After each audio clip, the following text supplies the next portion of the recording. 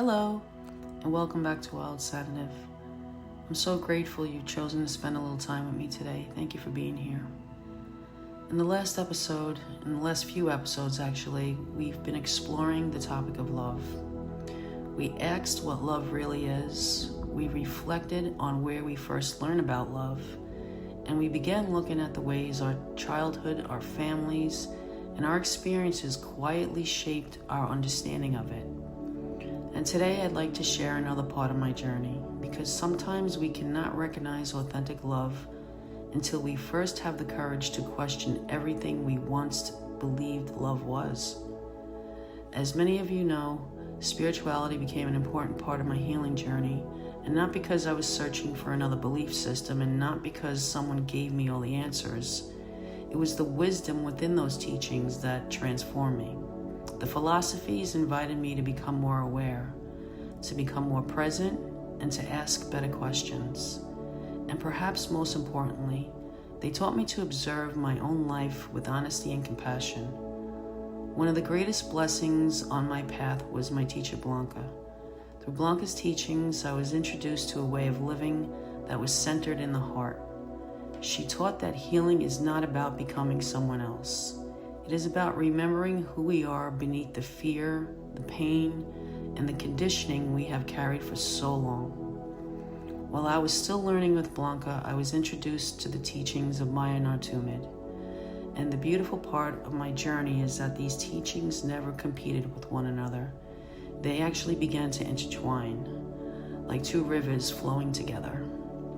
One helping me deepen my connection to the heart, and the other expanding my awareness of consciousness, the soul's journey, and the patterns humanity has carried throughout generations. Together they invited me into a much deeper understanding of love, but perhaps not in the way you might expect. They didn't begin teaching me about what love is. They first began teaching me what love is not, and that was a much harder lesson, because it required me to question beliefs I had carried for most of my life. I began seeing that fear can wear the mask of love, control can wear the mask of love, people-pleasing can wear the mask of love, self-sacrifice can wear the mask of love, silence can wear the mask of love, and even guilt can disguise itself as love. And I realized there were many times I believed I was loving others when in truth I was abandoning myself. I thought keeping everyone happy was love. I thought carrying everyone's burdens was love. I thought staying silent to avoid conflict was love. And I thought enduring unhealthy situations was love. I thought proving my worth through what I could do for others was love. And the wisdom of these teachings gently asked me to look deeper. Was I acting from love, or was I acting from fear? That question became life-changing, because fear and love can sometimes look very similar on the surface. Fear tries to control, love allows freedom. Fear demands certainty, and love allows trust. Fear seeks approval, and love rests in authenticity. Fear asks us to become someone else in order to belong, and love invites us to become more fully ourselves. I also began seeing something else. Many of these patterns didn't begin with me. They had been carried through generations. Parents teach what they were taught. Grandparents teach what they learned. Communities pass along beliefs. Cultures preserve traditions. Some of those traditions carry extraordinary wisdom, and others carry unhealed wounds. Many people were simply doing the best that they could with the understanding they had. They taught survival because survival was what they knew. The realization filled me with compassion. Not because it excused harmful behavior, but because it helped me stop seeing healing as a search for someone to blame. Instead, healing became an invitation to become conscious, to notice the patterns, to ask whether they still belonged in my life, to honor those who came before me while choosing a different path where one was needed. That has become one of the foundations of Wild Sanative. Healing is not about rejecting our past. It is about bringing awareness to it, keeping the wisdom and releasing the fear. allowing love to become wiser with each generation. The teachings of Blanca first opened my heart to that possibility.